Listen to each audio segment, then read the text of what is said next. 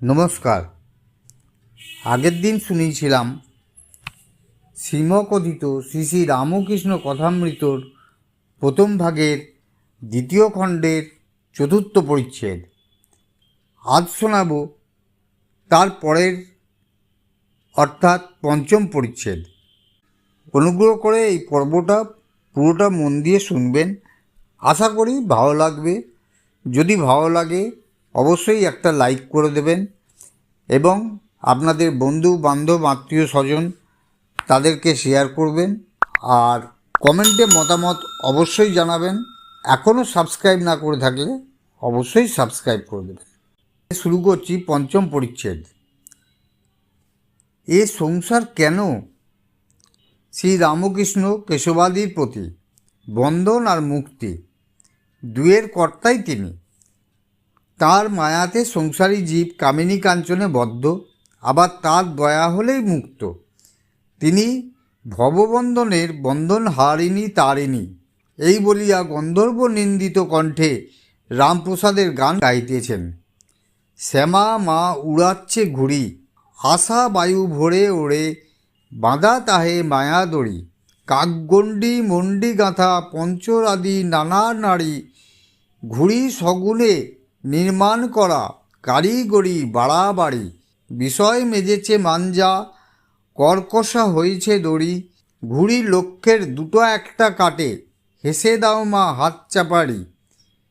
প্রসাদ বলে দক্ষিণা বাতাসে ঘুড়ি যাবে উড়ি, ভব সংসার সমুদ্র পারে পড়বে গিয়ে তাড়াতাড়ি।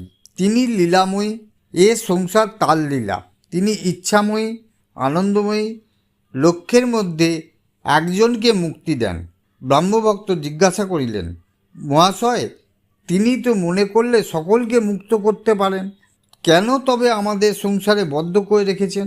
শ্রী রামকৃষ্ণ বললেন, তাঁর ইচ্ছা যে তিনি এই সব নিয়ে খেলা করেন। বুড়িকে আগে থাকতে ছুলে দৌড়াদৌড়ি করতে হয় না। সকলে যদি ছুঁয়ে ফেলে খেলা কেমন করে হয়? সকলেই ছুঁয়ে ফেললে বুড়ি অসন্তুষ্ট হয়। খেলা চললে বুড়ির আহ্লাদ, তাই লক্ষ্যের দুটো একটা কাটে, হেসে দাও মা হাত চাপাড়ি, সকলের আনন্দ। তিনি মনকে আঁখি ঠেলে ইশারা করে বলে দিয়েছেন, যা এখন সংসার করগে যা। মনের কি দোষ? তিনি যদি আবার দয়া করে মনকে ফিরিয়ে দেন তাহলে বিষয় বুদ্ধি হাত থেকে মুক্তি হয়, তখন আবার তার পাদপদ্মে মন হয়। ঠাকুর সংসারীভাবে মার কাছে অভিমান করে গাইতেছেন, আমি ওই খেদে খেদ করি, তুমি মাতা থাকতে আমার জাগা ঘরে চুরি, মনে করি তোমার নাম করি কিন্তু সময় পাশুরি, আমি বুঝেছি জেনেছি আশয় পেয়েছি, এসব তোমারই চাতুরি।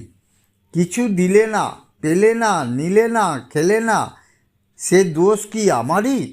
যদি দিতে পেতে নিতে খেতে, দিতাম খাওয়াতাম তোমারই। যশ অপযশ সুরস কুরস সকল রস তোমারই। ওগো রসে থেকে রসভঙ্গ কেন করো রসেশ্বরী? প্রসাদ বলে মন দিয়েছ মনেরই আঁখি ঠাড়ি, ওমা তোমার সৃষ্টি দৃষ্টি পোড়া মিষ্টি বলে ঘুরি। তারই মায়াতে ভুলে মানুষ সংসারী হয়েছে।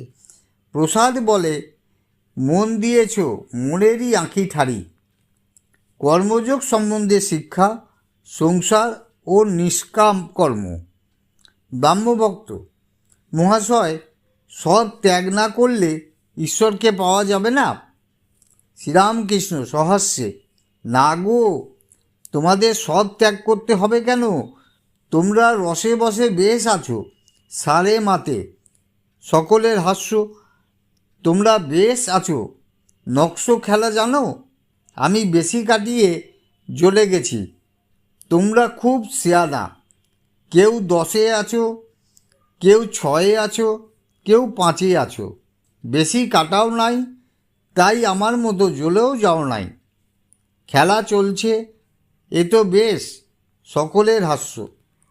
সত্য বলছি, তোমরা সংসার করছো, এতে দোষ নাই, তবে ঈশ্বরের দিকে মন রাখতে হবে, তা না হলে হবে না।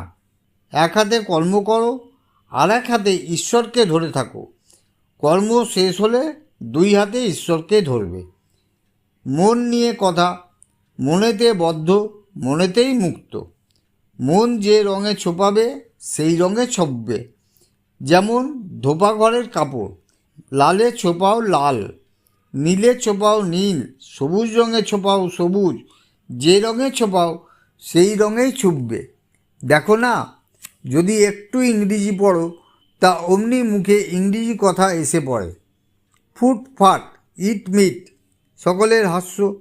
আবার পায়ে বুট জুতো, শীষ দিয়ে গান করা, এ সব এসে জুটবে। আবার যদি পণ্ডিত সংস্কৃত পড়ে অমনি শ্লোক ঝাড়বে। মনকে যদি কুসঙ্গে রাখো তো সেই রকম কথাবার্তা চিন্তা হয়ে যাবে। যদি ভক্তের সঙ্গে রাখো, ঈশ্বর চিন্তা, হরি চিন্তা এইসব হবে। মন দিয়েই সব। এক পাশে পরিবার, এক পাশে সন্তান। একজনকে একভাবে, সন্তানকে আরেকভাবে আদর করে, কিন্তু একই মন। পঞ্চম পরিচ্ছেদ আপাতত এখানেই শেষ হলো। ধন্যবাদ।